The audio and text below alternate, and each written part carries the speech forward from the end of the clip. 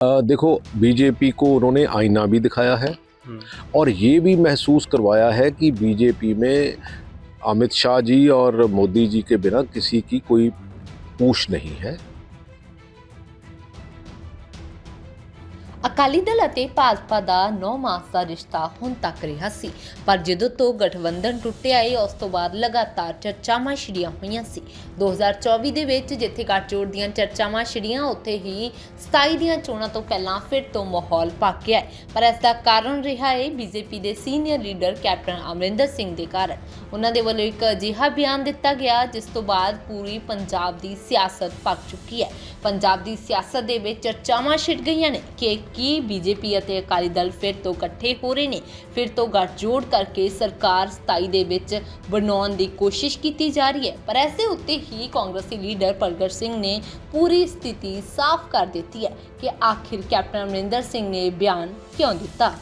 देखो, जहां तक तो अमरिंदर सिंह की स्टेटमेंट का सवाल है, देखो, बीजेपी को उन्होंने आईना भी दिखाया है और ये भी महसूस करवाया है कि बीजेपी में अमित शाह जी और मोदी जी के बिना किसी की कोई पूछ नहीं है और ना उनकी कोई सुनता ही है। ये उनका क्लियर कट बीजेपी के लिए इंडिकेशन है। दूसरी बात है सत्ता हासिल करने के लिए, क्योंकि अमरिंदर सिंह जी प्योरली कमर्शियल बात करते हैं। सत्ता हासिल करने के लिए उनको ये समझ है कि बीजेपी अगर अकाली दल से गठजोड़ करेगी तभी अकाली दल या बीजेपी सत्ता हासिल करेगी, नहीं तो नहीं करेगी। लेकिन अगर विचारधारा की बात करें, वो बिल्कुल विपरीत है, क्योंकि बीजेपी हर चीज को सेंट्रलाइज करना चाहती है। सारे स्टेट्स को वीक करके वो सेंटर के हाथ ही सारा कुछ देना चाहती है। और जहां तक आम आदमी पार्टी की विचारधारा की बात की सवाल है, वो बीजेपी की बी टीम है। वो हर काम में बीजेपी को वहां से निकालती है जब बीजेपी फंसती है। लेकिन कोई तंज कसना, मेरा ख्याल है कि ऐसी लैंग्वेज मेरे को तो नहीं यूज करनी आती, ना मैं यूज करता हूँ। तो ये मेरा इसके ऊपर ये स्टेटमेंट।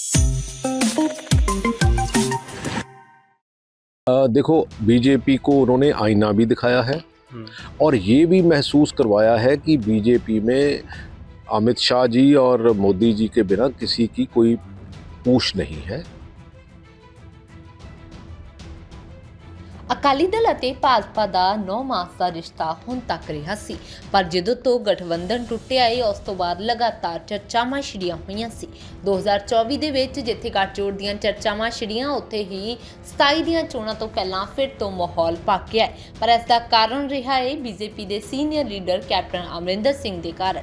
ਉਹਨਾਂ ਦੇ ਵੱਲੋਂ ਇੱਕ ਅਜਿਹਾ ਬਿਆਨ ਦਿੱਤਾ ਗਿਆ ਜਿਸ ਤੋਂ ਬਾਅਦ ਪੂਰੀ ਪੰਜਾਬ ਦੀ ਸਿਆਸਤ ਪੱਕ ਚੁੱਕੀ ਹੈ। ਪੰਜਾਬ ਦੀ ਸਿਆਸਤ ਦੇ ਵਿੱਚ ਚਰਚਾਵਾਂ ਛਿੜ ਗਈਆਂ ਨੇ ਕਿ ਕੀ ਬੀਜੇਪੀ ਅਤੇ ਅਕਾਲੀ ਦਲ ਫਿਰ ਤੋਂ ਇਕੱਠੇ ਹੋ ਰਹੇ ਨੇ, ਫਿਰ ਤੋਂ ਗੱਠਜੋੜ ਕਰਕੇ ਸਰਕਾਰ 27 ਦੇ ਵਿੱਚ ਬਣਾਉਣ ਦੀ ਕੋਸ਼ਿਸ਼ ਕੀਤੀ ਜਾ ਰਹੀ ਹੈ। ਪਰ ਇਸ ਦੇ ਉੱਤੇ ਹੀ ਕਾਂਗਰਸੀ ਲੀਡਰ ਪ੍ਰਗਟ ਸਿੰਘ ਨੇ ਪੂਰੀ ਸਥਿਤੀ ਸਾਫ਼ ਕਰ ਦਿੱਤੀ ਹੈ ਕਿ ਆਖਿਰ कैप्टन अमरिंदर सिंह ने बयान क्यों दिता।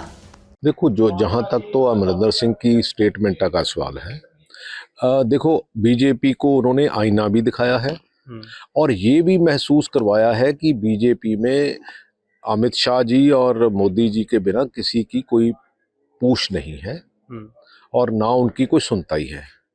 ये उनका क्लियर कट बीजेपी के लिए इंडिकेशन है। दूसरी बात है सत्ता हासिल करने के लिए, क्योंकि अमरिंदर सिंह जी प्योरली कमर्शियल बात करते हैं।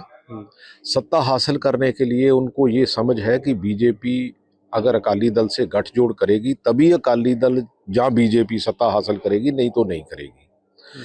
लेकिन अगर विचारधारा की बात करें, वो बिल्कुल विपरीत है, क्योंकि बीजेपी हर चीज को सेंट्रलाइज करना चाहती है। सारे स्टेट्स को वीक करके वो सेंटर के हाथ ही सारा कुछ देना चाहती है। और जहां तक आम आदमी पार्टी की विचारधारा की बात की सवाल है, वो बीजेपी की बी टीम है। वो हर काम में बीजेपी को वहां से निकालती है जब बीजेपी फंसती है। लेकिन कोई तंज कसना, मेरा ख्याल है कि ऐसी लैंग्वेज मेरे को तो नहीं यूज करनी आती, ना मैं यूज करता हूँ। तो ये मेरा इसके ऊपर ये स्टेटमेंट।